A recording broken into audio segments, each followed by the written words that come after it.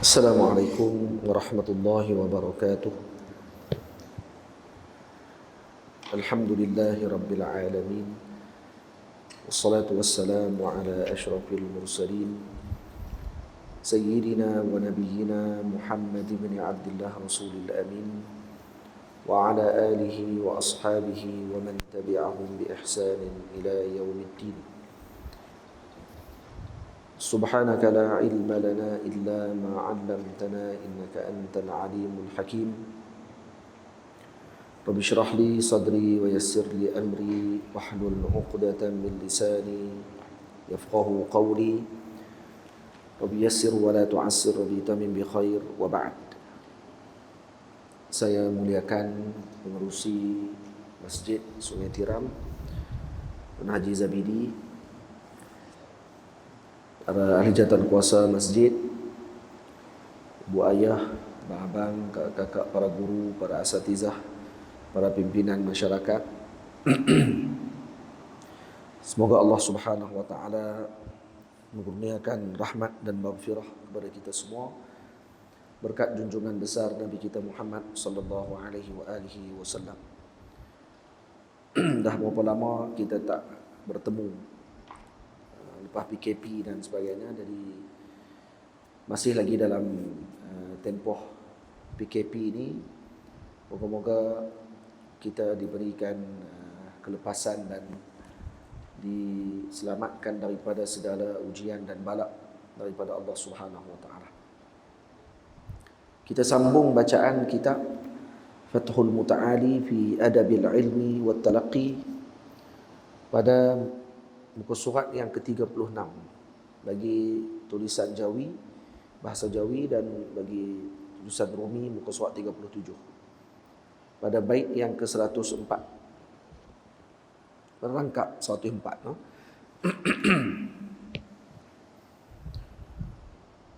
Hafazlah matan yang penting wahai teman, yang menghafaz pasti nanti ke hadapan. Kita masih dalam adab penuntut ilmu. Adab-adab penuntut ilmu yang setelah kita sebutkan agar dibanyakkan dan dipenuhkan masa penuntut ilmu dengan penghasilan ilmu, dengan mutalaah, iaitu sentiasa melihat dan menilik kitab pengajian yang dia ikuti, juga dengan membanyakkan hafalan khusus bagi penuntut ilmu. Hafalan yang bagaimana? Hafazlah matan yang penting wahai teman.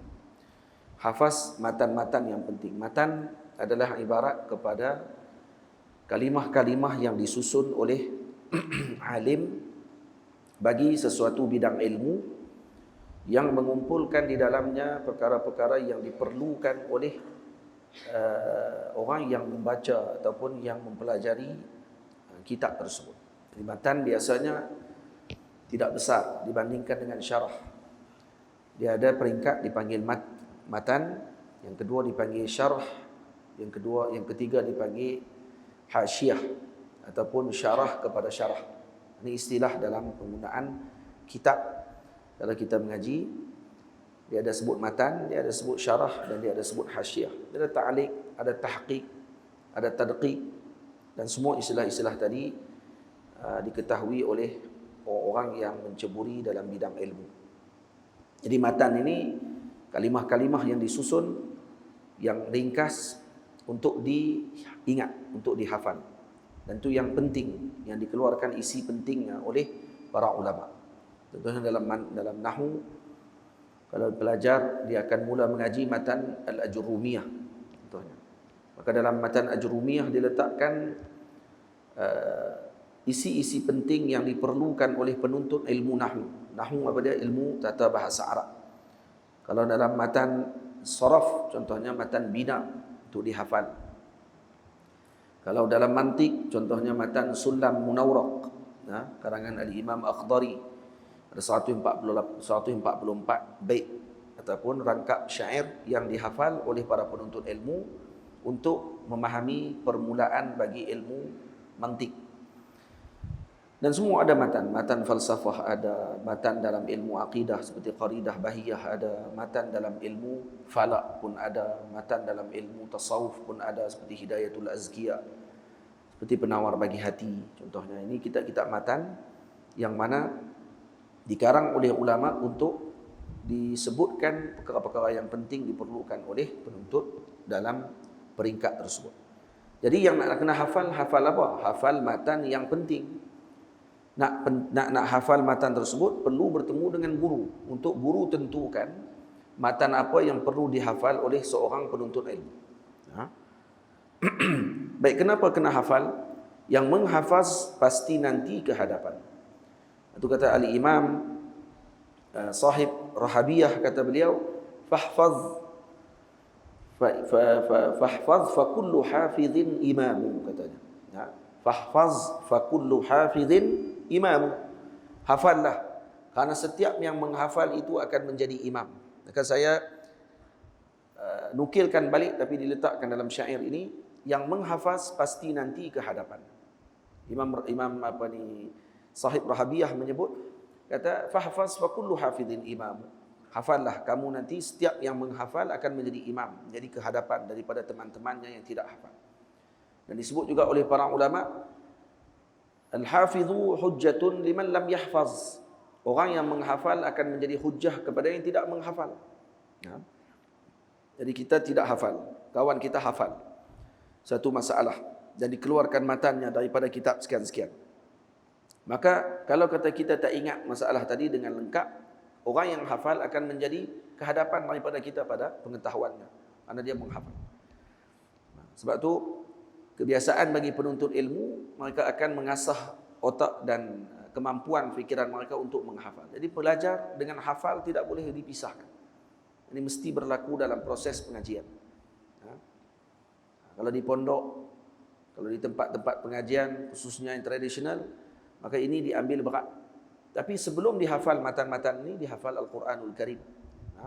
Dihafalkan Al-Quran Al-Karim. Kurangkanlah makanan juga minuman, ini sebab utama menjadi bosan. Dan juga penuntut ilmu perlu mengurangkan makan dan minum. Karena ini adalah sebab untuk menyebabkan pelajar tadi menjadi bosan dan juga menjadi malas dengan ilmu. Itu para ulama sangat ambil berat berkenaan dengan masalah makanan bagi penuntut ilmu. Kemudian yang disebut di sini, yang dipuji pada banyak minum makan, bukan yang berakal hanyalah ternakan. Orang yang kena puji kalau makan banyak ni binatang saja. Kalau kata manusia tidak dipuji kalau makannya banyak. Kita kalau makan banyak, orang tak puji kita, orang akan cela kita. Jadi sebab tu yang dipuji pada banyak minum makan, bukan yang berakal hanyalah ternakan. Maknanya binatang ternak sahaja yang kita akan seronok kalau makannya banyak, kerana lepas ni kita nak sembelih. Tapi kalau orang makannya banyak, kita nak buat apa dengan dia lepas tu? Sebab tu Imam Suhnun rahimahullahu ta'ala mengatakan, la yasluhul ilmu liman ya'kulu hatta yashba'a. Tidak akan dapat ilmu bagi orang yang makannya sehingga kenyang. Maknanya penuntut ilmu tidak boleh makan sampai kenyang. Dia akan makan hanya sekadar untuk yuqim sulbah, untuk mendirikan tulang belakang dia sahaja. Nak bagi dia tidak jatuh pengsan ataupun menyebabkan sakit, maka dia makan hanya sekadar untuk meneruskan kehidupan dia, untuk mengaji. Itu disebut la yasluhul ilmu liman ya'kulu hatta yashba'a. Tidak akan mendapatkan ilmu bagi orang yang makan sehingga kenyang. Dan di antara hikmah Sayyidina Luqman Al-Hakim rahimahullah, kata beliau, ya bunai, wahai anakku yang tercinta, idzam tala'atil ma'idatu namatil fikratu. Kalau perut penuh, maka fikiran akan tidur. Jadi akan jadi lawan. Perut penuh, otak tidur. Wa qarisatil hikmatu, dan hikmah akan hilang. Wa qa'adatil a'dha'u 'anil ibadati, dan anggota tubuh kita akan diam daripada melakukan ibadah. Jadi ini kita dapat tahu hikmah kenapa para awliya Allah Subhanahu wa taala, wali-wali Allah taala boleh bangun malam sepanjang malam. Karena apa? Karena tidak makan banyak. Mereka boleh solat panjang. Mereka boleh hidup dengan ilmu yang panjang masanya. Otak mereka sentiasa bergerak dan berjalan. Kenapa? Karena tidak kenyang perut mereka dengan makanan. Itu kita pun tahu kalau kita kenyang perut, maka kita akan cepat tidur dan kita akan mengantuk. Macam tu dia punya yang telah disebutkan dalam kitab-kitab para ulama. Kata doktor pun menyebutkan sedemikian. Saya terlupa nama doktor yang pakar dalam bahagian perubatan pada zaman Allahumma salli ala Muhammad, zaman Greek yang terdahulu. Zaman Greek. Maksud ini zaman Aristotle apa semua tu, dia sebut kata penyakit yang paling banyak adalah daripada perut. Karena kenyang maka akan menyebabkan penyakit akan datang. Al-Imam Syafi'i radhiyallahu taala anhu mengatakan, "Ma syabi'tu munzu 16 sanatan illa syab'atan tarahtuha min sa'ati. Lianna asy-syib'a yuskhilu al-badana wa yuqassi al-qalba." Aku tidak pernah kenyang, kata Imam Syafi'i, sejak 16 tahun. Melainkan sekali sahaja dia kata makan yang hanya sekadar untuk menyebabkan aku boleh bergerak. Jadi 16 tahun Imam Syafi'i tidak pernah kenyang. Kenapa dia tak kenyang? Imam Syafi'i kata li'anna asy-syib'a yuskhilul badan. Karena kenyang akan mengeraskan dan memberatkan badan, wa yuqassil qalba, dan akan mengeraskan hati. Wa yuzilul fitnata wa yajlibun nauma, akan menghilangkan cerdik dan akan menyebabkan tidur. Wa yud'ifu sahibahu 'anil ibadati, dan akan menyebabkan orang yang kenyang tersebut malas untuk melakukan ibadah. Itu sebab dia. Dan pengajian ilmu adalah ibadah, dan ini a'zam ibadah. Karena apa? Dengan ilmu kita akan mengenal Allah Subhanahu wa taala, dengan ilmu kita mengenal Rasulullah sallallahu alaihi wasallam. Kalau kata kita kenyang sangat-sangat, menyebabkan badan kita jadi malas dan kita akan tinggalkan ilmu. Sebabnya. Ini disebut dalam Hilyatil Awliya. Dan kata Sayyidina Umar ibn al-Khattab radhiyallahu taala anhu, kata beliau, "Iyyakum wal bitnah fit ta'ami wasyarabi." Jaga-jaga kamu daripada makan sampai terlalu banyak jika makan dan minum. Fa innaha mafsadatun lil jasadi mawrasatun lil fashali maksalatun 'anis salati. Makan yang banyak akan menyebabkan kerosakan pada tubuh. Kata Imam Umar, Sayyidina Umar radhiyallahu anhu, mawrasatun lil fashal, akan menyebabkan kegagalan, maksalatun 'anis salah, menyebabkan kemalasan daripada sembahyang. Wa 'alaikum bil qasdi fihima. Hendaklah kalian sederhana. Jangan terlalu banyak. Sikit sangat pun tak boleh juga. Sayyidina Ali radhiyallahu taala anhu kata, jangan selalu sangat makan daging, dan jangan tak makan langsung pula selama 40 hari. Sayyidina Ali radhiyallahu taala anhu wa karramallahu wajhahu alaihi salam menyebutkan nasihat tersebut. Jangan tak makan daging langsung, dan jangan makan kerap sangat pula. Tiap-tiap hari daging. Tiap-tiap hari makan daging akan menyebabkan kita jadi seperti binatang maging, pemakan daging. Perangai dia jadi macam tu. Jadi perongoh, dia nak marah orang, jadi ganah, jadi kasar, nafsu dia naik. Hatta nafsu batin dia pun akan makin naik pada waktu tersebut. Kenapa? Karena terlalu banyak makan daging. Tu kalau tuan-tuan tengok Mak Saleh, orang putih, makanan dia apa dia? Steak. Malam steak, esok pagi pun burger, tengah-tengah hari burger. Kerja burger nasi, burger daging, steak daging, burger. Duk ulang kat tu. Akhirnya jadi apa? Jadi binatang. Jadi binatang pada ketika. Sebab tu kita orang Islam, kita ni adalah semi-vegetarian dia sebut. Kita ni adalah semi-vegetarian. Tak terlalu makan vegetarian sangat, tapi kebanyakan kita ni lebih kepada sayuran. Daging kita makan dengan portion yang tidak banyak. Sebab tu dalam Islam suruh makan juga. Anjurkan korban. Allah Ta'ala anjurkan korban dan diberi makan kepada golongan yang bukan berkemampuan untuk makan daging sepanjang tahun. Rupanya boleh makan juga sekali daging dalam satu tahun. Maksud jangan tinggal langsung daging. 40 hari kata Sayyidina Ali.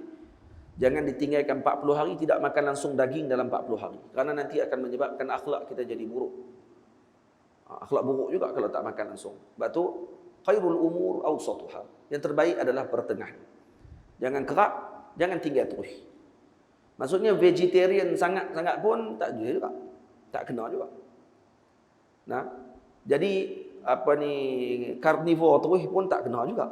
Jadi apa dia? Semi vegetarian. Nak kata omnivore, boleh jadilah. Omnivore, maknanya tidak carnivore, tidak herbivore. Tahu binatang apa tu? Herbivore makan sayur saja, macam lembu kerbau. Carnivore jadi macam harimau, singa. Lepas tu harimau, singa tak boleh hidup kalau tak ada nap. Kalau tak ada aniyab, tak ada dia punya gigi dan juga taring dan juga kuku dia tak boleh hidup. Sebab tu dalam kita punya fiqh mazhab kita Syafi'i, tidak boleh makan binatang yang berkuku dan bertaring. Maknanya apa dia? Binatang yang berburu dengan kuku dan taring, maknanya juga dia tak boleh hidup kalau tidak ada kuku dan taring. Itu maksudnya. Kalau berkuku bertaring sahaja dengan syarat tadi, kalau ada tak boleh makan. Kita tak boleh makan kijang. Kijang ada taring. Macam mana? Kijang ada taring tak? Pernah tengok kijang? Pernah tengok depan mata kijang? Kalau kita makan daging kijang kan? Tengok muka kijang. Kijang taring dia panjang. Ada kijang dipanggil sebagai apa dia orang panggil? Dracula apa atau nama?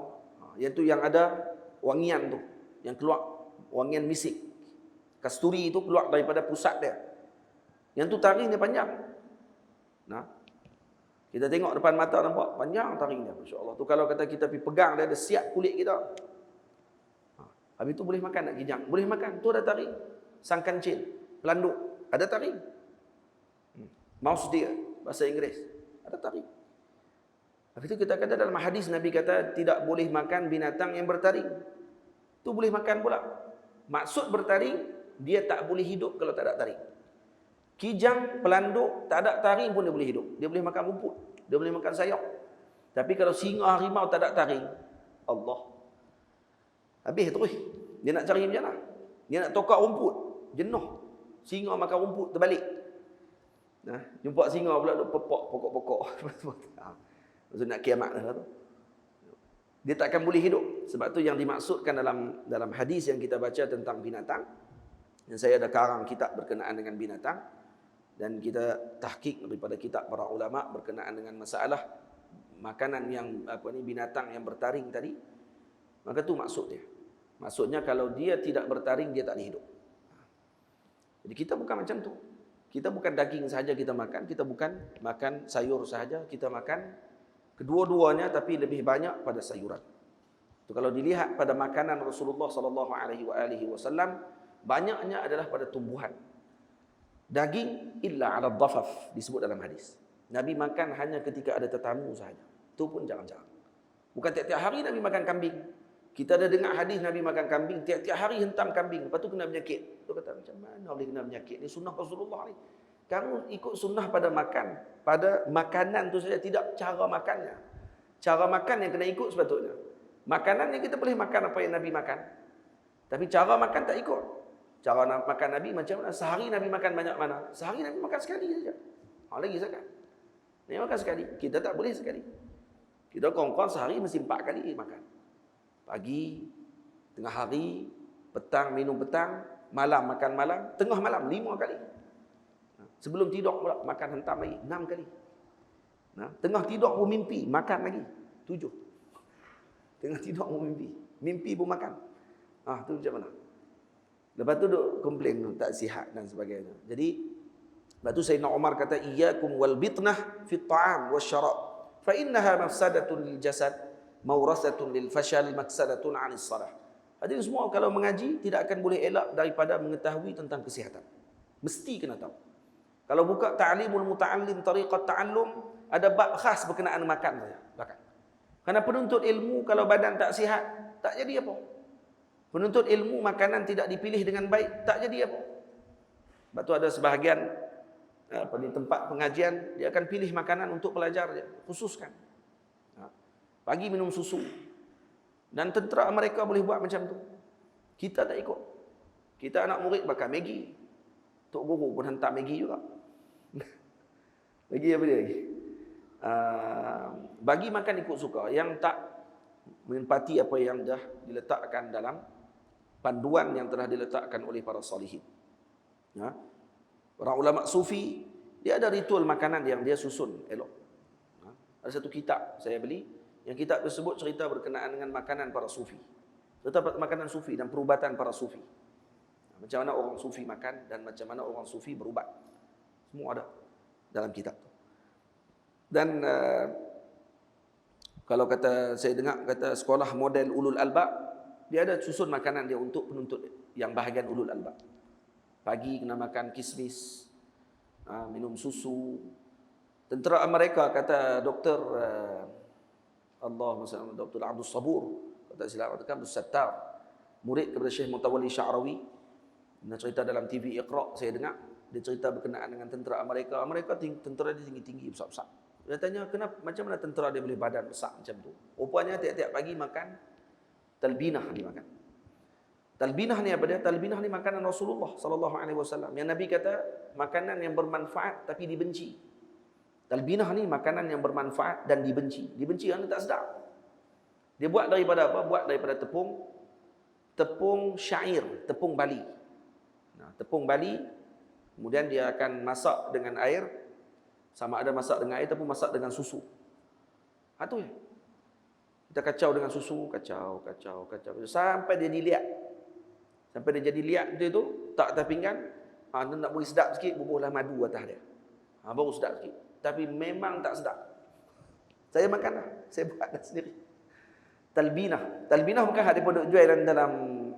Ada kawan-kawan kita tengok duk jual dalam Facebook. Tulis talbinah. Tapi makan tengok macam makan oat konflik tu ya. Macam minum ayak holik tu. Itu bukan talbinah. Tu bid'ah. Talbinah bukan macam tu. Talbinah yang dibuat oleh Nabi SAW, yang dilihat. Saya tengok orang Arab buat sendiri. Dan Arab memang makan yang tu. Talbinah ni. Talbinah ni elok untuk orang yang demam. Dimakan oleh orang demam. Cara masak dia, tepung syair, tepung bali. Syarat ni mesti tepung bali. Tak boleh tepung lain. Tepung gandum tak edih. Tepung bali. Tepung bali kalau tuan-tuan buat roti, memang tak boleh nak makan terus. Pepak, patah gigi. Kerah pun. Bubuhlah yeast banyak mana pun dia tak akan naik. Ini tepung. Tepung bali yang Nabi makan. Nabi tak pernah makan tepung gandum. Nabi tak pernah makan tepung gandum. Nabi makan tepung bali. Dan tentera mereka makan yang itu, rupanya. Dia tanya balik, rupanya mereka ambil apa yang dimakan oleh Rasulullah SAW. Tu makanan setiap pagi mereka adalah talbinah. Kata Dr. Abdul Sabur lah. Allahu a'lam, dia kata dia jumpa dengan tentera Amerika dalam kapal terbang waktu dia dalam perjalanan nak pergi ke mana atau. Kebetulan dia duduk di sebelah tentera Amerika seorang ni. Dan ditanya, apa dia yang kamu makan? Kerana dia doktor perubatan dia. Dan dia pakar dalam bahagian perubatan nabawi, tibun nabawi. Dia ada rancangan khas dalam TV Iqra berkenaan dengan tibun nabawi. Cara macam mana Nabi berubat dan makanan yang Nabi makan. Itu rupanya talbinah. Tajuk yang perbincangan hari itu pasal talbinah. Dan dia cerita macam mana talbinah Nabi makan, dalam hadis macam mana disebut, hadis perubatan Rasulullah bagaimana dan sebagainya. Maka masya-Allah, Allah kalau kita amalkan perkara tersebut, insya-Allah khair. Tapi payah nak cari tepung syair.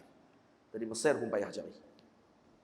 Kalau kita beli bali sendiri, balik blender sendiri, buat tepung, berterai buat makanan tu.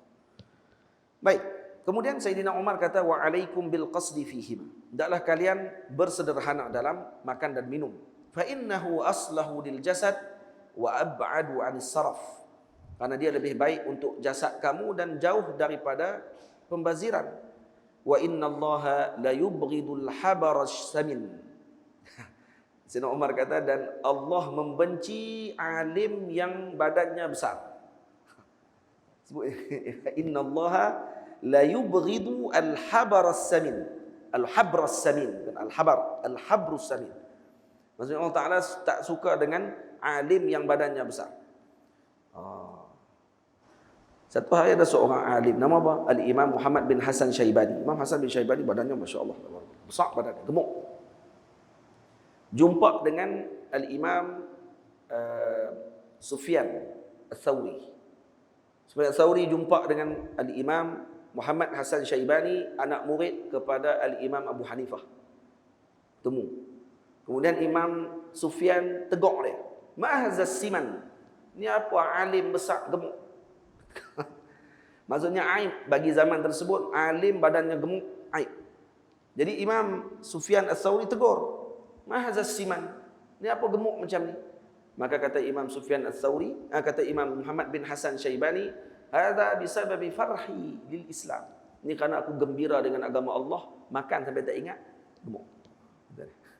Kerana gembira dengan agama Allah Ta'ala. Jadi kalau kita badan besar, orang tanya, awak besar sangat ni. Kerana gembira dengan agama Allah Ta'ala. Jadi saya kerana gembira tu saya makan, dia kata, tak ingat apa. Itu jawapan pelepah diri orang panggil. Kan? Baik. Nabi kita Muhammad sallallahu alaihi wasallam dalam hadis disebut, kata, sebahagian riwayat disebut, kata, perut Nabi ini seperti bata yang tersusun. Perut Nabi seperti bata yang tersusun. InsyaAllah. Mananya apa dia? Six pack. Perut Nabi. Itu pada ketika Nabi muda. Ketika Nabi hampir wafat, Allahumma salli ala sayyidina Muhammad, dalam riwayat disebut bahawa perut Nabi agak sedikit ke depan. Sedikit, tetapi tidak mengurangkan kecantikan dan keindahan wajah Rasulullah sallallahu alaihi wasallam. Baik. Qala Sahlu bin Abdullah at-Tustari rahimahullah, ja'ala Allah fi syaba' atau fi syiba'i al-jahla wal ma'siyah wa fil ju'i al-ilma wal hikmata. Sayyidina Sahl bin Abdullah at-Tustari mengatakan Allah Taala menjadikan pada lapar itu kejahilan dan maksiat, dan pada kelaparan tersebut dengan ilmu dan hikmah. Lapar dapat ilmu dan hikmah. Kenyang jahil dan juga maksiat. Biasanya orang akan buat maksiat ketika mana perutnya kenyang. Betul, Al-Imamul Ghazali mengatakan bahawa ketika perut ini kenyang, maka anggota badan akan lapar pada ketika tersebut. Maka dia akan buat maksiat. Perut kenyang, anggota tangan, anggota mata, anggota kaki, anggota yang ada pada tubuh kita ni akan mula lapar. Dan waktu itu dia akan mula cari buat kerja dia. Ketika perut lapar, anggota kenyang. Dia terbalik. Nah, perut kita lapar, anggota kita kenyang. Maksud dia akan berhenti daripada melakukan yang tidak sepatutnya.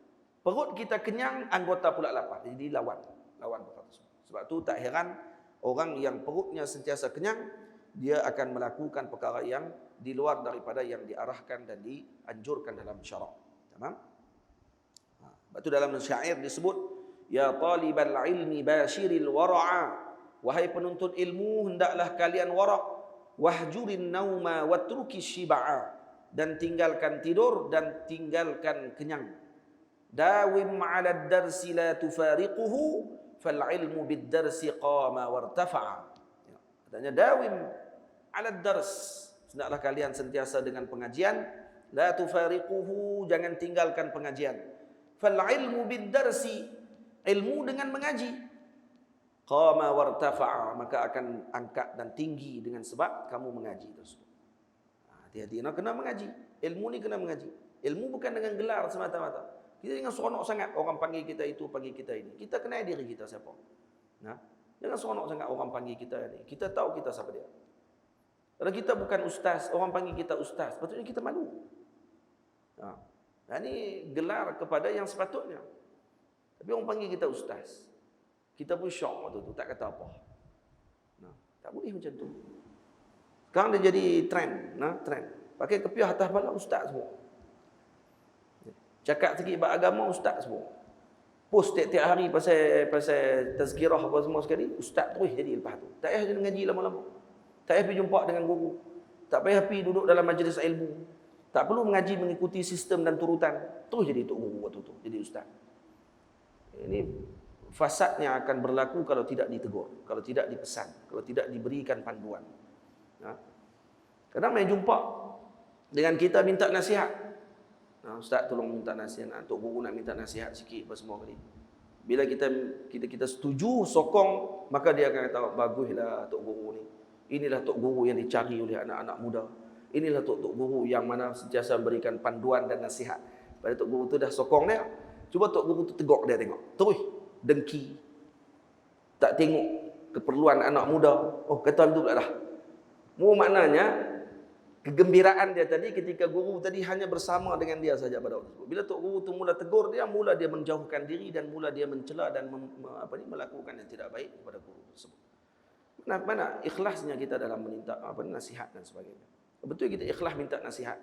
Kita tak akan rasa tercabar ketika mana dipesan oleh para guru, oleh para alim ulama. Maka kita akan rasa tenang ketika mana diberi perhatian. Karena sayanglah mereka bagi perhatian. Kalau tak sayang, mereka buat tak tahu ya. Aku suka hang lah, nak pergi kat mana apa. Maka tu dalil kepada ainu at-tark. Tanda kepada tinggal guru tadi daripada kita, dia tidak nasihat lagi kita pada waktu itu. Kalau kita buat salah pun dia tak nasihat. Tanda dia sayang dan kasih kepada kita, dia akan bagi perhatian. Kalau dia nasihat kat kita tu maknanya apa? Dia kasih dengan kita. Dia tengok kita. Kalau tidak tak buat, dia buat tak tahu. Ayah kasih sayang dekat anak, dia akan nasihat anak dia. Dan nasihat memang pedih, kat tu je. Tak nama nasihat kalau tak pedih. Benar nasihat ni dia tak ada yang syok. Ada orang nasihat kita dan kita syok tu. Memang ikhlas betul tu. Ustaz tolong nasihat saya Ustaz. Oh, cara minta tu. Lepas tu kita pun nasihat. Jangan kalut, jangan tak puas hati. Banyak suruh nasihat apa ni? Ustaz tolong nasihat saya, anta hebat, anta memang kemah. Anta memang tak ada orang boleh lawan anta. Tak tu dia syok. Banyak nak bukan nasihat. Tolong puji saya Ustaz. Tu ayat dia sebenarnya. Tapi dilapik dengan nasihat. Ustaz tolong puji saya. Na'udzubillah min dzalik. Moga Allah Taala lindung kita daripada ada perasaan tersebut. Jaga-jaga. Jaga-jaga dengan perkara tersebut. Bahaya. Berpadalah dalam segenap urusan, itulah pesanan sebaik utusan. Jadi nak makan dan sebagainya, berpadalah. Lepas tu Sayyidina Umar kata apa? Alaikum bil qasdi fihi ba. Hendaklah kalian bersederhana dalam makan dan minum. Berpada-padalah dalam segenap urusan. Apa sahaja urusan. Makan dan minum pun kena bersederhana. Ayak pun kalau lebih sangat pun orang nasihat, ayak kena minum banyak sehari. Banyak mana nak kena minum ayak? 24 galen, jenuh. Meninggal tu. Ayak minum sesuai dengan tubuh kita saja. Kalau badan kita 100 kilo, ayak mesti 1/4 daripada berat badan kita. Itu dia tahu.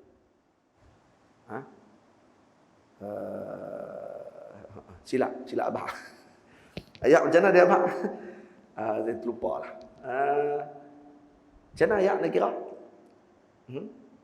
Ayak kalau badan kita 100 kilo, dia kena minum, macam mana tak kira, lupa lah. Dia kira 1 liter bersamaan dengan 25 kilo. Macam tu. Jadi kalau berat badan kita 100 kilo, maka kita kena makan ayak sebanyak berapa liter? Lebih kurang 4 liter. Dia tengok setakat liter kita. 1 liter sama dengan 25 kilo. Maksudnya 2 liter 50 kilo. Kalau berat badan kita 50 kilo, sehari kena minum 2 liter ayak.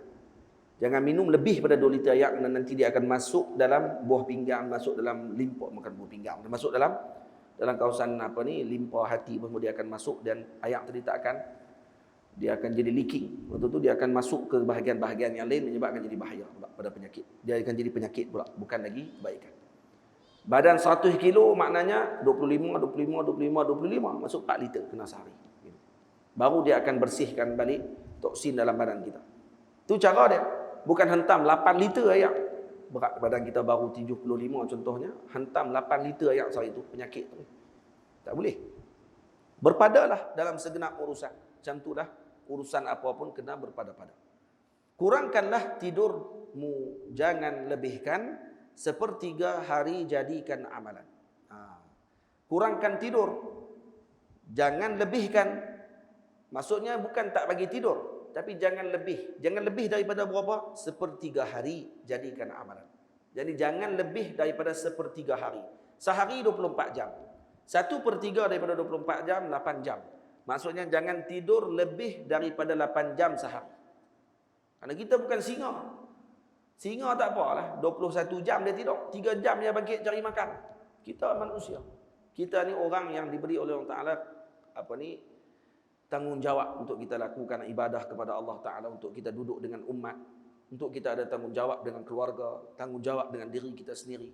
Maka jangan lebih daripada 8 jam tidur sehari. Faham? 8 jam jangan lebih daripada itu. Maksudnya sebab itu saya sebut, kurangkanlah tidurmu, jangan lebihkan, sepertiga hari jadikan amalan. Jadi jangan lebih daripada sepertiga hari. 1/3 hari, iaitu 8 jam. Maksudnya kalau tidur kurang-kurangnya 8 jam, ataupun kurang daripada 8 jam. Tapi kalau tak tidur langsung pun masalah, berbahaya. Al-Imam Sayyidi Ma'ul Ainain rahimahullahu ta'ala cerita tentang ayahnya. Ayah beliau, Sayyidi Mamin. Ini orang Mauritania. Sayyidi Mamin rahimahullah, wali Allah Ta'ala. Dan dia kata sepanjang dia duduk dalam pengajian, dia tidak pernah tidur selama 2 tahun. Tak tidur langsung 2 tahun. Bayangkan tak? Dengan ilmu, sibuk dengan ilmu sampai tak tidur. Al-Imam Nawawi rahimahullahu ta'ala waktu belajar di Dimashq, tidak tidur selama 2 tahun, meletakkan lambungnya di tanah. Maknanya tidur pun tertidur dan duduk, bukan berbaring. Tak pernah berbaring di Dimashq. Sepanjang pengajian dia tak pernah tidur berbaring. Dia hanya tidur duduk saja. Itu pun tertidur, bukan tidur. Maksudnya duduk. Kalau tengah duduk mengaji itu, tengah duduk menghafal, tengah duduk murajaah balik, tertidur, itu pun nikmat dah. 2 tahun dalam keadaan tersebut. Sayyidi Mamin rahimahullahu ta'ala, ayah Sayyidi Ma'ul Ainain pun sama juga, 2 tahun tak tidur terus. Ketika dia bertemu dengan gurunya, salah seorang wali Allah Ta'ala pada ketika tersebut, saya lupa namanya, disebut dalam kitab Izharul Haq, syarah kepada Isma' wala Taghtarir, kitab Al-Imam Ma'ul Ainain. Dia kata, tok guru dia kata kepada ayah dia, boleh tak saya nak minta izin kepada kamu untuk melihat jantung kamu? Boleh tak saya nak tengok, Ustaz? Allah Ta'ala bagi kasyaf kepada Sayyidi, guru kepada Imam Sayyidi Mamin rahimahullah. Boleh nak saya tengok jantung kamu? Kata dia, boleh. Silakan tok guru. Dia kata, saya dah tengok dah. Nak minta izin balik ya. Dah tengok dah, dia kata. Sebenarnya jantung kamu telah putus semua uratnya. Putus dah, tinggal satu je urat. Kamu lah ni bernafas dengan satu urat saja. Sebab apa? Sebab tak tidur. Sebab tak tidur. Karena kan kamu sibuk dengan ilmu sampai menyebabkan bahaya pada jiwa kamu, diri kamu. Dan kamu diberikan oleh Allah Ta'ala dengan karamah, bernafas dengan satu saja. Hal lain putih itu bukan sesumbat. Itu kolesterol.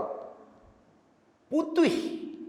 Dan saya minta kepada Allah, kata tuan guru dia, saya minta kepada Allah Subhanahu Wa Ta'ala agar Allah menggantikan kembali jantung kamu yang terputus tersebut, disebabkan karena kamu sibuk dengan ilmu dan juga untuk menjaga agama Allah Ta'ala. Saya minta kepada Allah, alhamdulillah, Allah jadikan kembali jantung kamu. Hati jantung sambung balik selepas itu, berkat guru dia, insya-Allah. Jadi tok guru minta nak tengok, rupa-rupanya jantung putih habis dah. Tok guru minta balik kepada Allah, Allah Ta'ala sambung balik jantung-jantung tersebut berkat gurunya tersebut. Ajaib nah kalau kita tengok cerita tu, masya-Allah, tabarakallah. Habis ada orang yang macam tu, tak tidur. Tak tidur sangat pun bahaya juga beruntut ilmu. Hati-hati. Kita bukan macam Sayyidi Mamin. Ada tok guru boleh doa kat kita, jantung sambung balik. Takut putus terus ya. Lepas tu tak ada nak mengajak, tepi dah. Kata bi mana, tak apa, syahid insya-Allah, mati syahid. Ya, mati syahid. Khair. Cuma sebaiknya berpada-pada. Sebaiknya kita bersederhana. Tidur. Lepas tu di sini saya sebut juga. Nah, jangan langsung tidak tidur wahai teman.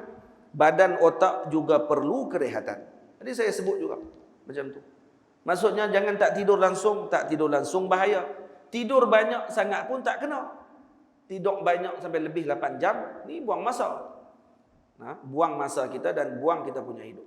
Tu ada orang duk save duk hantar cerita pasal ada seorang murid tanya dekat guru dia, "Tuan guru, saya semalam mimpi jumpa ini. Malam tu saya mimpi jumpa sekian lagi, mimpi jumpa tu lagi, jumpa tok guru ni, jumpa tok guru ni. Apa dia tanda dia wahai tuan guru?" Tok guru dia kata, tanda dia kamu tidur banyak. Tu ya. Dia duk mimpi ya. Mimpi tu, mimpi ni, tiap-tiap hari dia mimpi. Apa tanda dia tok guru? Tok guru kata tanda dia tidur banyak. Tu ya. Nak mimpi je lah kalau tak tidur. Karena mimpi adalah alamat kepada tidur. Apa alamat tidur? Alamat tidur adalah mimpi. Kalau mengantuk dibezakan nu'as, beza dengan an-naum. Kalau mengantuk ni hanya sekadar dia tak tidur lagi, tapi dia dah tak faham dah orang cakap apa keliling dia. Tapi duk dengar orang cakap tapi tak faham apa. Itu mengantuk. Dia kira hukum mengantuk lagi. Tidur ni tak dengar terus, ataupun tanda dia mimpi. Alamat saja tak semestinya, sebab ada orang tidur tak mimpi, adakah dia tak tidur? Tak tidur. Kerana dia tak dengar apa. Alamat dia akan terputus terus, seolah telinga dia diletakkan oleh Allah Ta'ala dengan penghalang, padahal tak ada apa penghalang pun. Ini badi' sun'atillahi subhanahu wa ta'ala, dan juga lutfillahi ta'ala kepada hambanya, Allah Ta'ala tak buat dekat telinga kita ni ada satu lagi penutup untuk kita tutup waktu nak tidur. Tak perlu. Nak tidur je pun seolah macam terputus karen. Putih-putih karen tu, hilang. Lepas tu tidur ni nikmat. Dan nikmat ni daripada Allah. Kena minta dengan Allah. Ya Allah bagi saya nikmat tidur. Ada anak murid kita yang tak boleh tidur. Dia tak boleh tidur. Dan nak tidur tak boleh, susah. Buat macam mana? Minta dengan Allah Ta'ala. Karena dia yang bagi tidur. Tapi jangan minta tidur terus. Lagi tidur pula lagi. Jadi Ashabul Kahfi tak apalah boleh bangkit balik lepas 300 tahun. Takut tak bangkit terus. Minta kepada Allah jangan dicabut nyawa kita dalam keadaan kita tak bersedia. Mintalah bawa kita ni kurang-kurangnya tahu. Sebab tu orang kalau dia sakit, Allah Ta'ala bagi nikmat kepada dia sebenarnya. Kalau dia sakit contohnya. Dengan sakit tersebut dia boleh sedar dah, kata dia bila-bila masalah saja. Sebab dia sakit. Dia tahu dah dia sakit, maka dia akan bersedia pada ketika tersebut. Masalahnya kalau tak sakit, tak ada apa ni. Ni yang jadi bimbang. Sini azan dulu kan tadi? Tunggu-tunggu sikit. Baik. Tuan Haji kata dekat saya, Haji Zabidi kata, Ustaz ngajak sampai pukul berapa pun tak apa. Tapi saya pun takkanlah tak arti. Saya malam ni saya balik ke Kedah tu. Malam ni kena balik. Tak maaf sungguh dah berapa bulan kita tak jumpa. InsyaAllah lepas ni bulan-bulan kita akan main. InsyaAllah. Mau doa lah moga-moga tak ada lagi PKP apa semua ni. Masjid mereka jaga sungguh. Tapi kalau hal lain mereka tak jaga apa no. Masjid ni berjaga sungguh lah. Baguslah. Orang kita hak tu masjid ni harus jaga sungguh. Jaga betul, ambil gambar, ambil semua sekali, tengok suhu semua pakat jaga semua. Tapi itulah nak buat macam mana. Ada tempat-tempat yang memang tak jaga terus pun tak kisah pula. Sianlah no. Dia tak apalah, kurang-kurang kita jaga. Mengikuti arahan juga termasuk dalam mendapatkan pahala insya-Allah. Baik. Jangan langsung tidak tidur wahai teman, badan otak juga perlu kerehatan. Seminggu sekali ambil kerehatan, menghirup udara segar dengan taulan. Ni kena ada juga rehat. Rehat dia macam mana? Kalau mengaji, kena pergi berehat juga. Dia mengaji tak berhenti-berhenti. Sampai tak ada langsung rehat. Pergi jugalah bawa pergi ke taman, pergi mandi-mandi sungai, pergi sonok-sonok. Yang syarat dia tidak menyebabkan lalai. Dia boleh, tak ada masalah. Kemudian, saya sebut apa dia? Jika kamu jenis suka permainan, bermainlah, jangan sampai lupa Tuhan. Kalau kamu jenis suka bermain, maksudnya kalau ni penuntut ilmu ni, dia suka main, mainlah tapi jangan lupa Tuhan. Itu saja. Main apa? Main bola, silakan. Sayyidi Al-Arabi rahimahullahu taala, Sayyidi Arabi Masari rahimahullah, dalam kitab ni saya dah ambil, antara kitab yang saya jadikan sebagai panduan adalah kitab Sirajut Tullabil Ulum karangan Al-Imam Al-Arabi bin Abdullah bin Abi Yahya Al-Masari rahimahullah. Dalam kitab dia ada sebut, dia kata jangan main bola, dia kata kerana bola bukan mazhab aku. Dia tak setuju main bola. Main bola dia kata bukan mazhab aku, dia kata. Tapi kalau nak main sila, tapi dia bukan mazhab aku. Maknanya aku tak main bola dan aku tak anjurkan anak murid aku main bola. Karena apa? Karena lebih banyak bergaduh daripada baik. Pas main bola berkelahi habis. Pi mengai. Tangkap ikan ke, pi mandi sungai ke, pi apa ni, panggil apa, taman rehat dan sebagainya, pergi, kena bawa. Kalau guru kita ada ma'at hafiz dan sebagainya, kena bawa juga anak murid kita pergi berehat. Tapi janganlah berehat tiap-tiap hari. Tiap-tiap hari berehat mengaji bila ada waktu dia. Sebab tu kalau kata disusun oleh para ulama, seminggu sekali seorangnya. Kena pergi juga seminggu sekali. Jangan sebulan, nanti takut dia jadi hilang dah dia punya semangatnya. Dia jadi boring, jadi malal. Karena jiwa manusia macam tu. Dia ada malal, dia ada boring. Dia menyebabkan dia jadi tak larat. Karena ilmu ni berat. Kalau diberatkan lagi, maka dia akan putus dan patah terus harapan dia dengan ilmu. Jangan diberatkan. Pergi tenang-tenang saja. Relax. Karena yang bagi ilmu bukan kita, Allah Subhanahu Wa Taala. Guru hanya sebagai wasilah sahaja. Guru hanya sebagai sebab sahaja. Yang bagi adalah Allah. Kalau guru menganggap dia yang bagi, maka dia akan kecewa nanti. Seolah dia yang bagi semua. Tak, Allah Ta'ala yang bagi.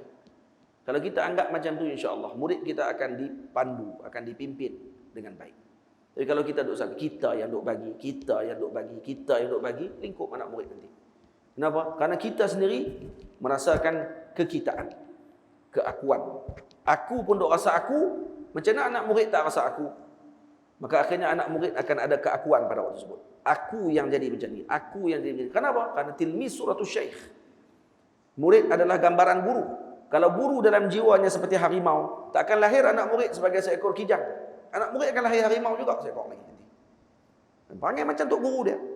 Tapi kalau kata gurunya seperti merak yang cantik, elok dan sebagainya, maka anak murid nanti akan keluar sebagai itu. Jika kamu jenis suka permainan, bermainlah, jangan sampai lupa Tuhan. Ada satu permainan, saya pernah tengok kawan saya, dia pernah post di Oxford. Dalam museum Oxford ada permainan sufi zaman dulu, disimpan. Apa dia permainan dia? Dam ulak. Rupanya dam ulak ni permainan sufi. Kita duk main bodoh-bodoh kan. Tok dadu pakat lawan lompat 1 2 3 4, ada tangga, naik tangga, syok. Tak, ada permainan sufi sebenarnya. Allahu a'lam macam mana permainan. Mungkin permainan dia ada maqamat dia. Untuk sampai ke peringkat yang 100, dia ada maqam-maqam yang kita kena lalui. Setiap maqam tu dia maqam yaqadhah contohnya. Kena sedar dulu hal-hal. Hal yaqadhah, hal taubah, kena taubat. Kemudian baru datang sabar, redha dan sebagainya, kena naik ke maqamat. Bila sampai dekat ulang, tengok-tengok kena turun balik. Dia ada pula dia punya cara dengan kena istighfar contohnya. Kalau kamu dah tahu maksudnya kamu telah naik kepada maqam tapi kamu telah dicuri oleh syaitan yang berupa ular ni, akhirnya kamu jatuh balik ke bawah. Maka bila jatuh balik ke maqam bawah tadi, kamu kena istighfar kepada Allah Taala. Jadi main bukan main saja, main dengan istighfar. Main dengan selawat, main dengan apa semua ni. Baru main. Ini main Sayyidina. Sayyidina pernah main tuan-tuan? Pernah main Sayyidina nak? Tu, buat hotel. Lalu jumpa tanah, beli tanah. Tak duit. Buat hotel 4. Kawan tu singgah kat hotel tu, bayar 4 sekali. Bankrupt balong tu. Yang ni game ni dipanggil game untuk ajak orang jadi kapitalis. Game untuk ajak orang jadi jahat. Maksudnya kena fikir duit saja pada kita sebut. Tukar. Jangan jadi kapitalis. Main game monopoli. Nama apa monopoli? Memang dia nak monopoli semua. Jadi kita main macam mana? Main cara sufi.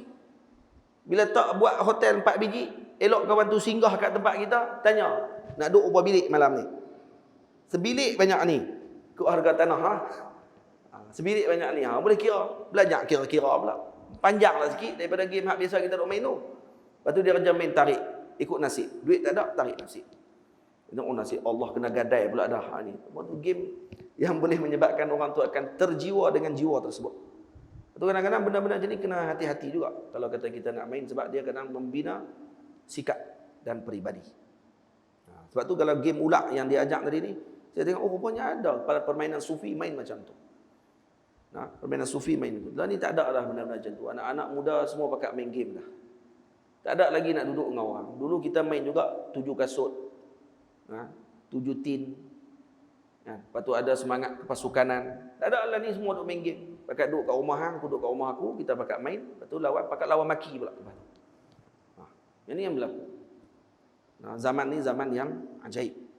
Jadi kena hati-hati dan kita kena perhati elok-elok anak-anak cucu kita. Tamam. Itu mengaji ni benda berat. Jadi kena ada rehat juga. Sebab tu saya sebutkan sekali panduan yang telah disebutkan oleh para ulama bagaimana dalam pengajian.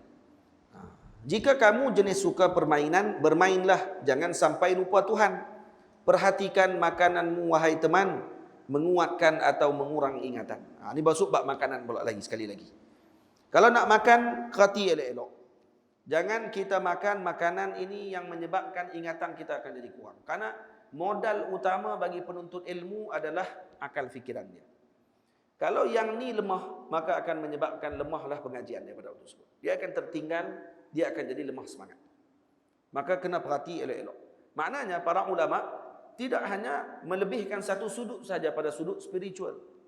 Juga melihat pada sudut yang bersifat material. Makan dia macam mana.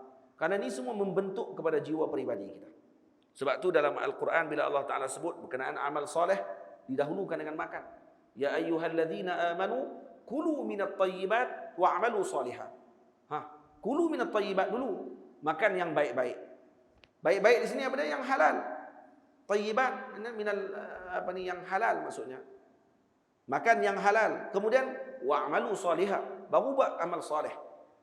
Allah tak kata ya ayyuhalladzina amanu i'malu shalihan wa kulu minat thayyibat. Tak.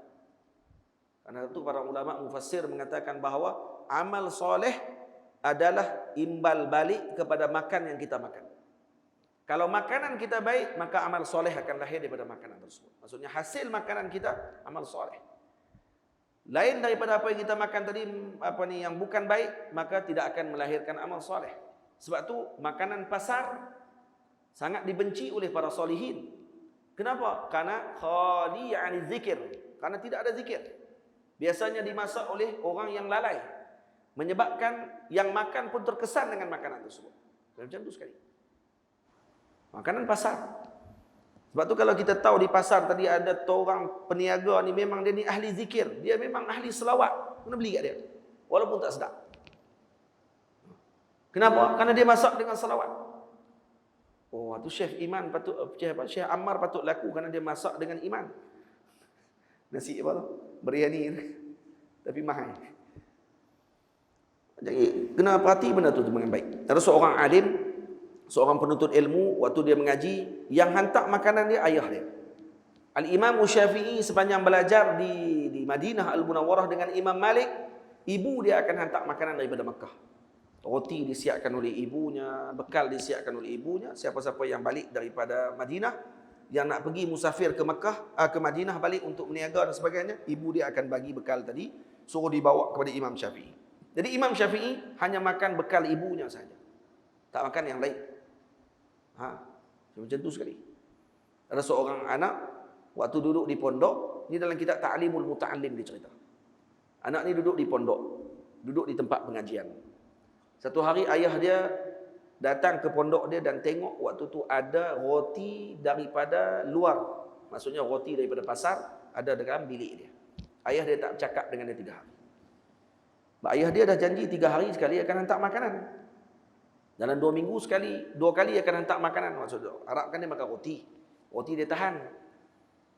Jadi bila roti tahan ni boleh tahan 3 hari, 4 hari, kemudian hantar pula yang kedua. Satu hari si ayah datang, tengok-tengok anak ada roti dalam rumah. Ni bukan roti ayah dia. Bukan ayah dia buat. Maka ayah dia marah. Marah ayah dia tak mau cakap. Tak cakap 3 hari. Anak ni main minta maaf dekat ayah dia. Minta maaf ayah. Bukan roti saya. Saya sentuh pun tak roti tu. Memang dia tunggu tak makan. Roti siapa? Roti kawan saya. Kawan pondok saya yang lain, dia mai ke bilik saya, dia bawa roti. Dia nak bagi saya roti tu. Tapi saya tak makan, dia kata. Cuma dia bawa roti tu, dia tertinggal kat bilik saya. Saya tak makan. Apa kata ayah dia? Wahai anakku, kalau kamu warak, kawan kamu tak buat macam tu dekat kamu. Maknanya kamu tak warak. Waktu kita kadang-kadang bila duduk dengan kawan-kawan kita, nah, kalau kata kita ni orang yang warak, jaga, orang tak akan main-main dengan kita, bercakap benda yang bukan-bukan depan kita dan sebagainya. Tapi kalau kata kita pun tidak warak, maka orang akan bercakap ikut suka. Orang akan buat apa saja depan kita. Karena kita sendiri tak jaga. Tidak? Itu. Sampai macam tu sekali ulama dulu jaga bab makanan. Karena tu mereka jadi. Kita sekarang ni yang tu kita paling tak jaga sekali. Susahlah. Sungguh. Orang yang bukan Islam, mereka nak merosakkan orang Islam ni, senang saja. Makan. Bab makan. Sayyidina Umar kata, kami tidak bimbang dengan solat malam kami. Kami bimbang makanan yang kami makan waktu siang. Kalau kami tak bangun malam, maknanya siang kami tadi ada masalah dengan makanan. Yang kami bimbang makanan kami, bukan solat malam kami. Karena kalau makanannya elok, malam kami akan dipenuhi dengan ibadah. Kalau malam tidak bangun dengan ibadah, maknanya siang tadi lingkup dengan makanan yang tidak diberkati oleh Allah Ta'ala. Macam tu. Tu penanda aras. Penanda aras bagi solihin adalah bangun malam mereka. Kita tak bangun malam langsung, maknanya apa dia? Penuh perut ni dengan macam-macam. Bukan masalah tak bangun, bangun. Tapi tak semayang. Bangun kita. Bangun kencing dia. Bangun kencing. Lepas kencing, tidur balik. Tak pun bangun-bangun, kata, ish, malah kencing. Tidur balik. Bangun dah. Kencing pun malah. Tidur balik. Jadi bukan bangun malam ni bukan benda yang kita kata boleh, semua orang boleh buat. Tak. Semua orang boleh buat. Dan memang benda yang paling sukar untuk dilakukan. Faham? Paling sukar. Kalau orang tu boleh bangun walau 2 rakaat, maknanya dia telah diberi peluang oleh Allah Ta'ala untuk bermunajat waktu ketika wan nasu niyamun. Waktu orang semua tidur, dia bangun pada waktu tersebut untuk bicara dengan Allah Subhanahu wa Ta'ala. Perhatikan makananmu wahai teman, menguatkan atau mengurang ingatan. Apel hijau, cuka dan kacang bakilla sebaiknya dijauhkan dan dielak. Ini jenis-jenis makanan yang kena jarang-jarangkan makan. Kalau bolehnya dielak kalau waktu mengaji. Pertama apel hijau. Apel hijau dia kerana hamd, kerana dia masam. Jadi maksud di sini bukan apel hijau saja. Apa benda yang masam sebaiknya dielakkan. Bagi penuntut ilmu kalau untuk diingatkan hafalan dengan baik.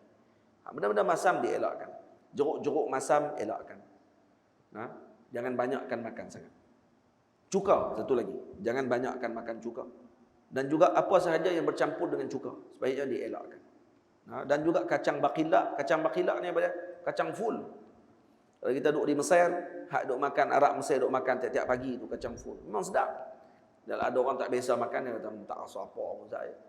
Ada orang Melayu, dia pandai, dia balik, dia otter pula. Dia goreng pula, buat kacang baru pula. Dia buhkan telur, dia buat sedap pula dah. Kacang bakilla dilarang oleh sebahagian guru kalau nak datang ke kelas tak boleh makan. Guru kami yang mulia Maulana Syekh Al-Imamul Akbar Syekhul Azhar Syarif Dr. Ahmad Tayyib hafizahullah, waktu saya ikut kelas pengajian dengan dia di Masjid Al-Azhar baca kitab Mustasfa fi Usulil Fiqh karangan Imam Ghazali, waktu dia tanya soalan sebelum kelas dia akan tanya soalan dulu. Dia akan tanya soalan ke anak-anak murid ni. Hadir ni dia peringkat doktor, saya tumpang masuk tumpang. Dan sebab dia tak pernah tanya saya. Dia tanya ke Arab anak murid Arab. Tanya, ni kuliah, kamu kuliah apa? Kuliah syariah. Kuliah syariah. Jawab. Kamu mengaji usul fiqh. Jawab soalan saya. Tak boleh jawab. Macam mana tak boleh jawab? Dia kata minggu lepas dah mengaji. Mantik mengaji kita apa dia tanya. Tak boleh jawab juga. Kalau masalah mantik tak boleh jawab. Dia marah waktu tu. Kemudian dia tanya, kamu makan apa pagi ni? Kamu makan full? Terus dia tanya, kamu makan kacang tu? Kacang full? Itu kan makanan ruji masyarakat Mesir. Dia baru makan yang tu pagi-pagi. Dia kata, aku haramkan. Pada hari Selasa, sebelum kelas aku tak boleh makan kacang full. Dia kata dia. Tak boleh. Haram kata dia. Nak mai kelas aku, jangan duk makan kacang tu. Mai dulu ke kelas, lepas tu nak makan, dia kata. Mai kelas dulu. Jangan makan kacang tu. Kerana kacang tu mewarisi lupa.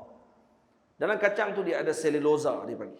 Dia ada satu bahan yang dipanggil selulosa. Selulosa ni kalau kita makan, yang pertama dia cepat kenyang.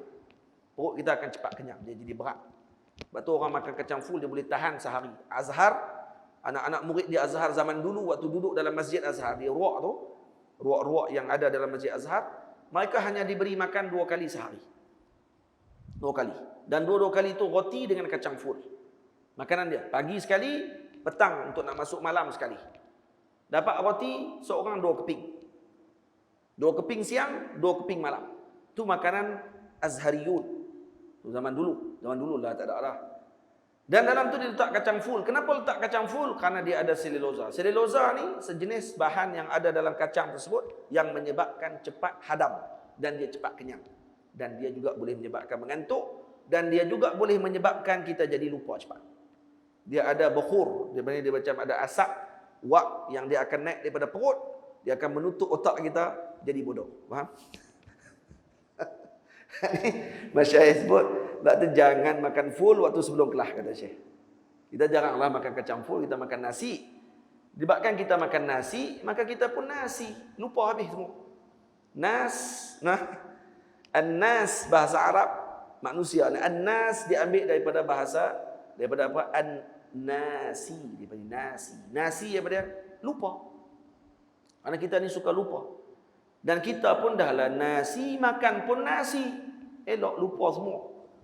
Ngaji apa pun lupa, hari ni ingat, esok lupa. Sagi ingat waktu ni, balik lagi. Keluar tu ya, lupa terus.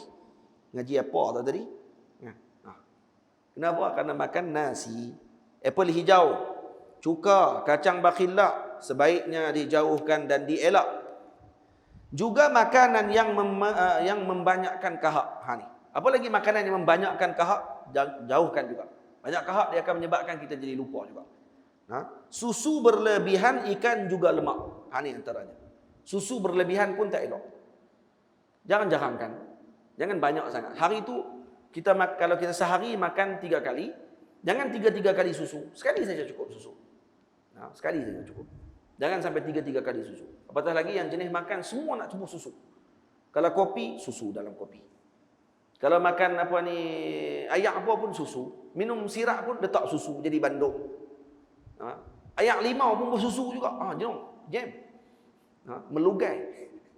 Semua. Lepas tu pula makan gulai. Dalam gulai ada susu. Semua susu. Akhirnya jadi apa kita? Kahak banyak. Bila kahak ni dipanggil balgham. Balgham ni dia main daripada dada dan dia boleh datang daripada kepala. Daripada kepala pun boleh turun. Kita kadang-kadang duduk saja kita boleh berasa. Ni macam ada benda turun. Dia macam kahak. Dia turun. Dia boleh main daripada bawah, dia boleh main daripada atas. Dan ni boleh menyebabkan lupa. Sebab tu antara makanan yang boleh menyebabkan hilang perkara tersebut, apa dia? Ni saya sebut. Liban, mustaka dan kismis diamalkan, menguatkan serta menambah ingatan. Susu berlebihan dielakkan. Ikan jangan banyak sangat pun. Ikan jangan banyak. Makan ikan tiap-tiap hari pun tidak elok. Boleh menyebabkan kahak. Yang ketiga, lemak. Lemak pun boleh menyebabkan kahak. Yang penting apa dia? Bersederhana. Itu saja. Bersederhana. Betul lagi ada sebahagian ulama kata, jangan makan ikan sekali dengan susu. Ada sebut. Kata dalam pengajian Nahu, kalau kita mengaji Nahu, dia akan sebut satu contoh. Yang biasa orang akan mengaji Nahu, dia akan jumpa contoh ni. La tashrabil laban la tashrabil laban la tashrabil labana wa ta'kulis samaka. Boleh baca 3 wajah. La tashrabil labana wa ta'kulis samaka. La tashrabil labana wa ta'kulas samaka. La tashrabil labana wa ta'kulis samaka. Wa ta'kulus samaka. 3 baca. Dan ketiga-tiga makna dia beza. Kalau kita mengaji Nahu kita tahu apa beza 3 tu. Kalau ada orang sebut kat kita, la ta'kulis samaka wa tashrabul labana. Betul orang seorang lagi kata, la ta'kulis samaka wa tashrabal labana. Apa makna pula? Jadi ta'kulu, hak ni ta'kula, hak nu ta'kuli. Mana satu ni? Hak tu kena mengaji Nahu lah. Mengaji Nahu. Kalau kita mengaji Nahu, kita akan tahu beza 3 tu. Sampai bagi contoh tu, sebagian ulama bagi contoh tu. Contoh tu diberikan, maksud jangan digabungkan ikan dengan susu. Jangan digabungkan ikan dengan susu. Tapi bezalah pada maksudnya. Saya bagilah jawapan dulu. Nanti kalau tuan-tuan mengaji Nahu, tuan-tuan jumpa balik nanti. La ta'kulis samaka, la nafiyah. La nahiyah. Kalau la nahiyah, maknanya dia akan menjazamkan fi'il. La ta'kuli. Asalnya ta'kul. Dia mesti sukun. Tapi disebabkan kerana dia iltiqa' sakinain, dia bertemu sukun dengan sukun, as-samak, la ta'kulis samaka, kan? Maka as-samak, alif lam tu sukun juga, maka bertemu 2 sukun dibariskan yang sebelumnya. Jadi ya la ta'kulis samaka. Kalau dibaca wa tashrabil labana, maknanya dua-dua dilarang. Maksudnya jangan makan ikan, jangan makan susu. Dua-dua sekali dilarang. Dua-dua dilarang tu. Tapi kalau orang disebut la ta'kulis samaka wa tashrabul labana, apa makna dia? Waw tu waw istinaf. Maknanya waw bukan ataf, bukan dia gabung. Waw ni waw ayat baru. Maksudnya jangan makan ikan, tapi minumlah susu. Susu bagi minum. Ikan dia jangan makan. Tapi kalau orang ni sebut pula la ta'kulis samaka wa tashrabal labana. Waw tu waw ma'iyah. Bukan waw ataf, bukan waw istinaf. Waw ma'iyah. Waw ma'iyah dia akan menasakkan fi'il setelahnya dengan an mudmarah, wujuban. Wajib an tadi dimudmarkan, maksud disembunyikan. Jadi kita baca seolah macam mana? Wa tashraba, ay wa an tashraba al-labana. Jadi apa maksud dia? Jangan makan ikan bersama dengan susu. Maksudnya kalau tak bersama boleh minum. Maksudnya makan ikan pun boleh, susu pun boleh, tapi jangan sekali. Faham? Bersama dengan susu tak boleh. Maksud ikan pun boleh makan, susu pun boleh makan. Tapi yang tadi ikan tak boleh makan, susu pun tak boleh makan. Yang kedua, contoh kedua, la ta'kulis samaka wa tashrabul laban. Ikan tak boleh makan langsung, susu je boleh makan. Yang ketiga, la ta'kulis samaka wa tashrabal labana. Ikan boleh makan, susu pun boleh makan, tapi jangan sekali. Kalau sekali tak boleh. Faham ke tak faham ni?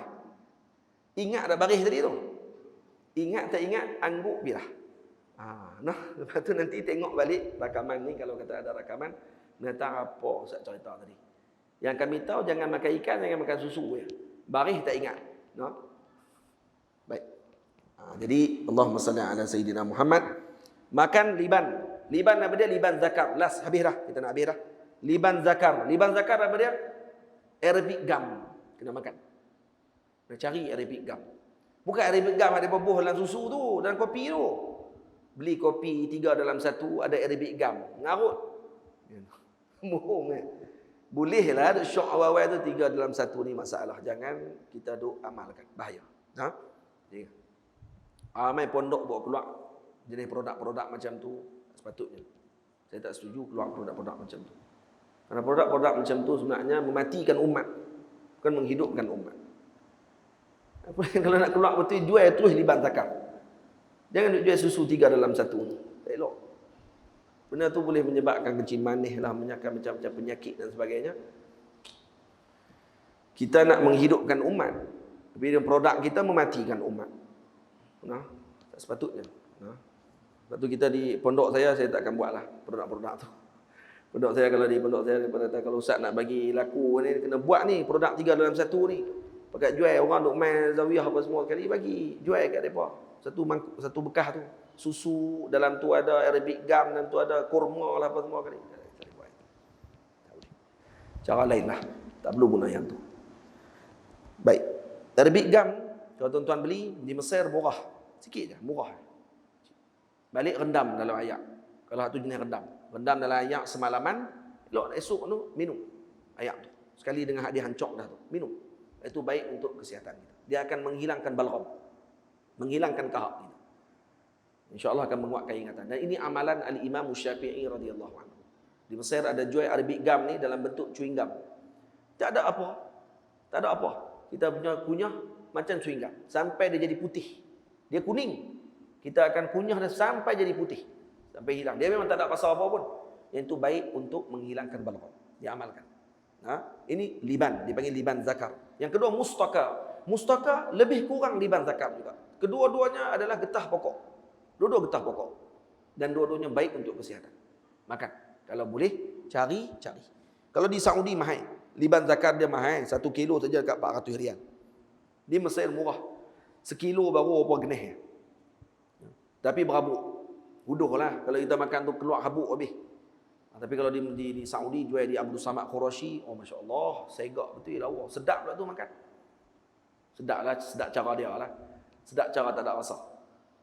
Itu liban zakar. Elok kalau kata diamalkan oleh kita semua. Dan kismis. Kismis dia amalkan pada setiap hari satu kali makan dengan ala riq. Maksudnya bukan dengan air. Dengan minum, tanpa minum air. Kalau minum air pula, kismis jangan banyak. Kata ulama, kismis kalau terlalu banyak akan memerlukan air yang banyak pula. Sebab dia akan jadi panah. Teguk kita jadi panah, kita kena minum air. Minum air, maka akan hilanglah dia punya faedah dia. Karena tujuan kita makan tadi untuk mengelakkan daripada kena ayak yang banyak ni, minum pula banyak lagi, akhirnya jadi hilang faedah. Maka makan sehari 7 biji, ataupun 14 biji, ataupun 21 biji. Jangan lebih-lebih. Lagi pergi ambil segenggam makan macam tu, memang minum ayak banyak abad. Jadi panah, hilang faedah dia. Baik.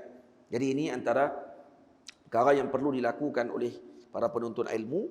Jadi di sini kita dapat faham ibu ayah semua. Penuntut ilmu bukan hanya sibuk dengan ilmu, tapi mereka juga sibuk dengan mengetahui perkara yang menjaga tubuh badan mereka bagi mendapatkan faedah dalam ilmu. Jadi tak salah kalau penuntut ilmu kata kami nak mengaji saja, bab-bab ni nak ambil berat berapa. Tak, kalau kita ulama tak akan tulis dalam kitab mereka tentang masalah makan dan minum, khususnya bagi penuntut ilmu. InsyaAllah kita akan bertemu pada bulan hadapan. Alhamdulillah kita boleh selesai bab ini. Nanti kita akan bertemu, kita akan sambung pada adab penuntut ilmu dengan gurunya. Ini baru masuk bab yang sulbi besar, yang penting untuk kita ambil perhatian.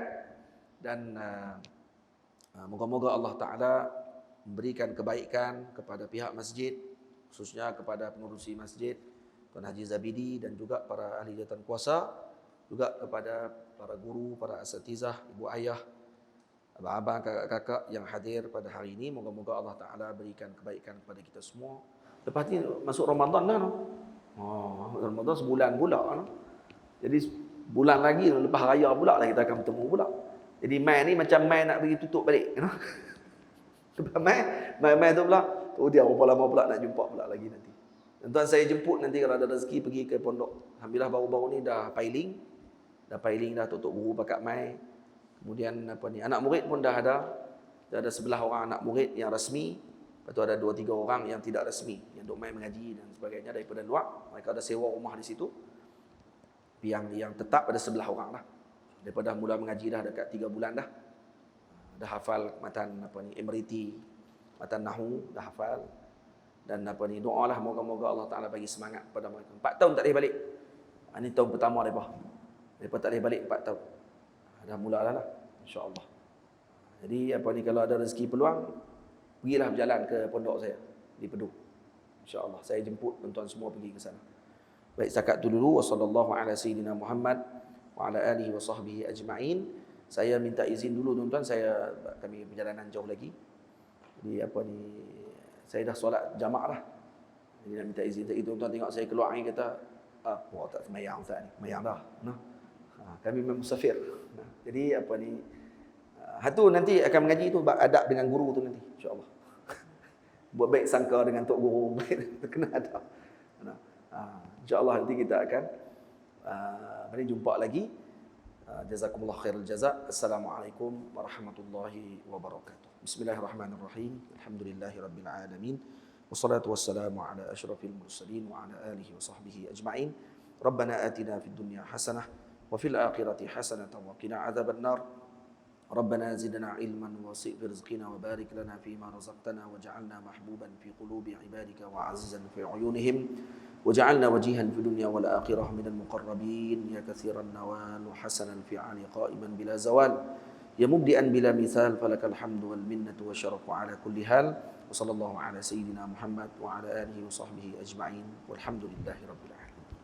السلام عليكم ورحمة الله وبركاته.